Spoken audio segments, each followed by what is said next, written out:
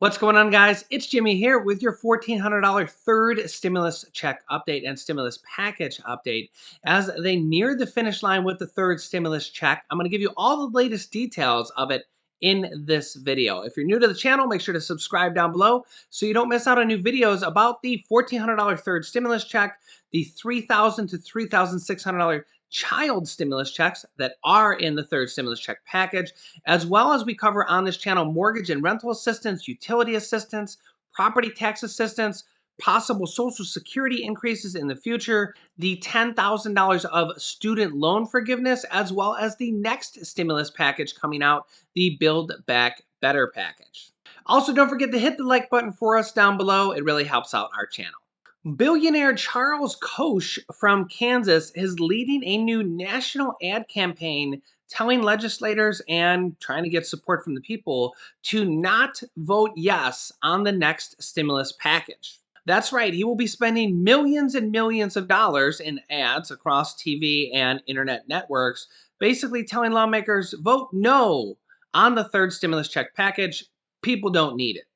A group backed by billionaire conservative Republican activist Charles Koch is launching a new ad campaign in 10 different states, urging lawmakers to vote down President Biden's 1.9 third stimulus check package. The Americans for Prosperity group is putting six figures behind the mail, radio, and digital ad campaigns targeting key swing votes such as Senator Joe Manchin from a Democrat from West Virginia and Lisa Murkowski from Alaska, arguing that the spending bill is, quote, packed with unnecessary spending for long-standing partisan priorities and will do nothing to end the pandemic or help the economy recover stronger.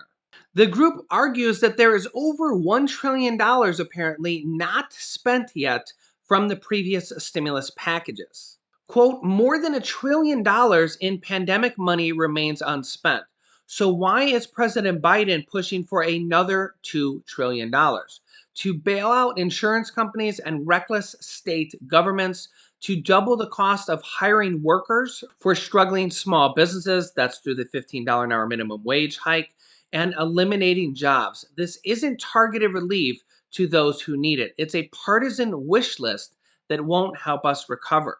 So yeah, let me know your thoughts down below in the comments. My thoughts are somebody who's worth $45 billion doesn't necessarily have the same touch of reality to millions of Americans who are struggling just to pay their bills, buy food, or pay for rent right now, and the tens of millions of Americans who are facing eviction and or foreclosure if there weren't the eviction and foreclosure moratoriums right now. So yeah, my thoughts are don't spend millions of dollars on an ad campaign to basically campaign to not give money to people who need it right now during a once in 100-year pandemic. But that's just my thoughts. You can let me know your thoughts down below in the comments. Next up, let's hear directly from Senate Majority Leader Chuck Schumer on the third stimulus check package and the voting process and the voting details that will be coming very soon. Good afternoon, everybody. I'm joined by our great whip, Senator Richard J. Durbin. Now, we just finished a very good virtual discussion in our caucus, and the Senate is working boldly and quickly to respond to the COVID crisis, deliver help to Americans who need it the most. Everywhere we go in our states, people are saying, get the bill passed. A majority of Republican citizens are for the bill. The only people who don't seem to be for the bill are Republican senators here in Washington. But we are on track to get this bill done and get it on the president's desk before the expiration of the enhanced unemployment benefits, which is March 14th. We're going to meet that deadline. And it's going to be a robust, strong bill, just as we asked for. Not exactly the same, but very close to the bill that President Biden proposed. We're also moving quickly to hold confirmation hearings on the floor with President Biden's highly qualified and experienced cabinet nominees. Linda Thomas Greenfield and Tom Vilsack will be confirmed today. Jennifer Granholm by the end of the week. Miguel Cardona and Gina Raimondo early next week. So we're making good progress in filling that cabinet. The bottom line is simple. When I became leader, people said, "You got so much to do." I said, "We can get all three things done: President's cabinet, COVID relief, impeachment trial." And as you've seen, we're in the process of getting all of those done. One thing is clear in this new Senate. The era of Mitch McConnell's legislative graveyard is over. While the Republicans use their time in the majority to deliver tax cuts to the rich and take away health care from millions of Americans, the Senate Democratic majority is delivering help to Americans, just what Americans want. There is tremendous energy in our Democratic caucus to pass laws that will help our country and help our people and restore the faith in government that people had before Mitch McConnell started using it as a legislative graveyard and so many other Republicans tried to block things that help people. So today on our caucus call, I directed the chairs and members of our relevant committees to start drafting a legislative package to outcompete China and create new American jobs. The legislation will have as its centerpiece a bipartisan bill, bicameral bipartisan bill, the Endless Frontiers Act, which I introduced last year with Todd Young and Representatives Ro Khanna and Mike Gallagher in the House, and it will take the key cutting industries and make American investments so we will outcompete China in all of them. In addition, we will make serious investments in strengthening the U.S. semiconductor industry to outcompete China and stop depending on foreign sources.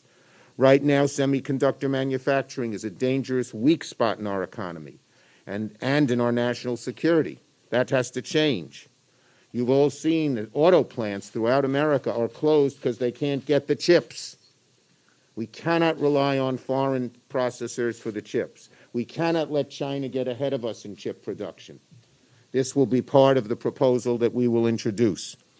We will also talk about the build-out of 5G and how America can remain number one there. And all of these have bipartisan support.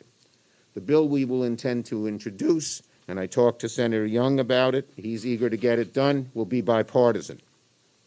Our intention is to put this legislation on the Senate floor for a vote this spring.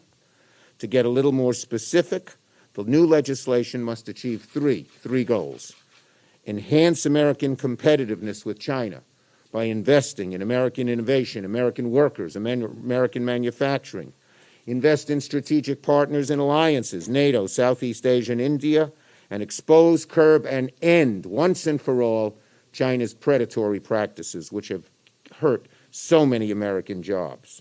So real quick here, what Senate Majority Leader Chuck Schumer is talking about is the next stimulus package, which is called an infrastructure package or the Build Back Better package, which will have multiple different provisions of stimulus in there. If you know anything about the Democrats or anything about Congress in general, is they make these big massive packages and they always slide in a whole bunch of different things in there. I mean, when you think about this third stimulus check package, there's so many things in there. We got the $1,400 checks for adults, $1,400 checks for children, $1,400 checks for adult dependents and college student dependents. We have the child tax credit checks, which is going to be $3,000 to $3,600 per child and will come in the form of monthly checks starting this summer, $250 to $300 per month per child for 1 year. And they're already talking about extending that past the 1 year.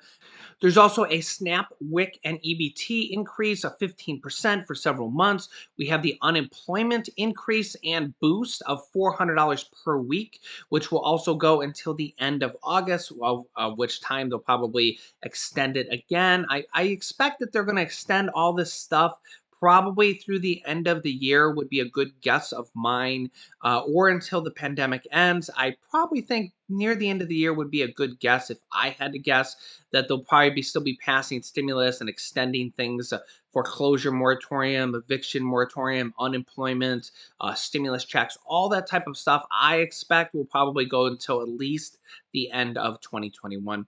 There's mortgage and rental assistance in there, property tax assistance, utility assistance in this third stimulus check package, along with the minimum wage hike that may or may not make it all the way to the finish line. There's all sorts of different things in this third stimulus check package, literally dozens and dozens and dozens of things.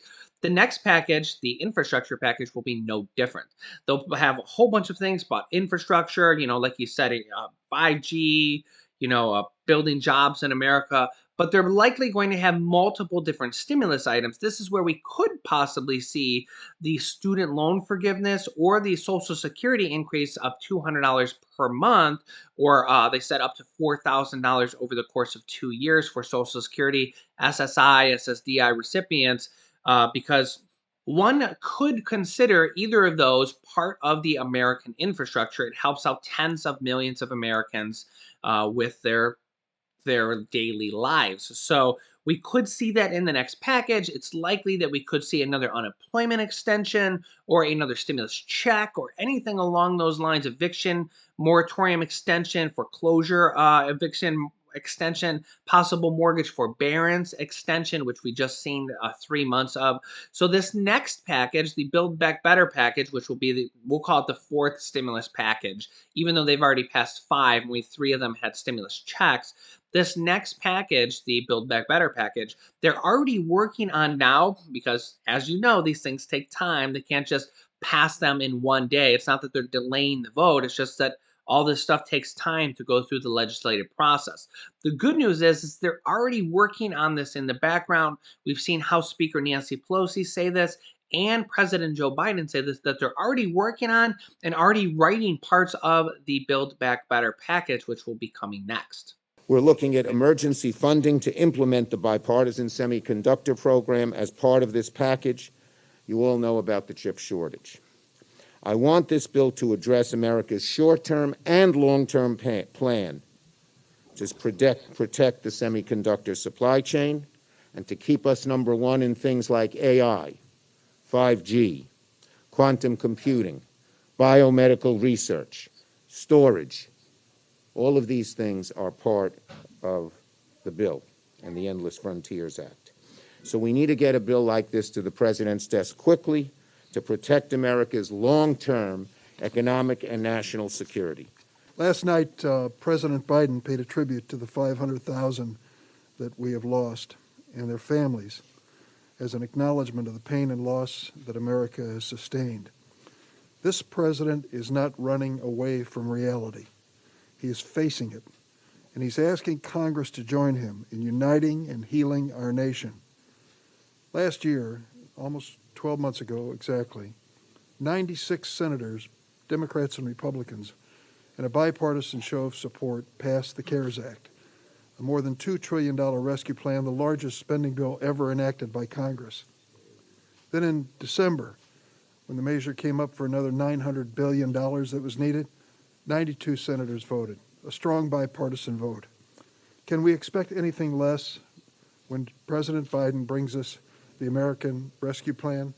This rescue program is designed to put vaccine on the streets, in the clinics, and in the arms of Americans as quickly as possible. It has $1,400 more in cash payments promised to families across the United States. There is money in this as well to deal with the deadline that we face in terms of unemployment benefits on March 14th, help for those who are renting and can't afford to pay, emergency provisions across the board for schools, individuals, families, businesses, and it needs to be passed quickly. I joined Senator Schumer in asking the Republicans to put aside politics and to stand with Joe Biden and with the American people now.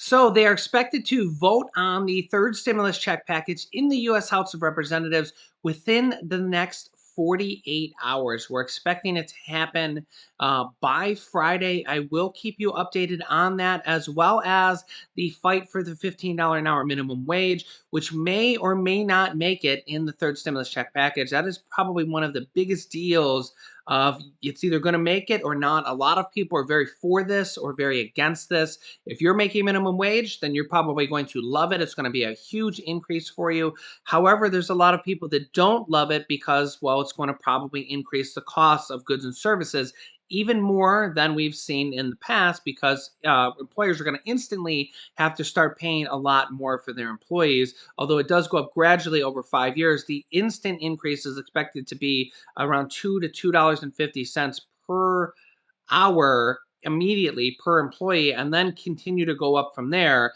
Remember, we're going from $7.25 per hour all the way up to $15 an hour if it passes in its current form.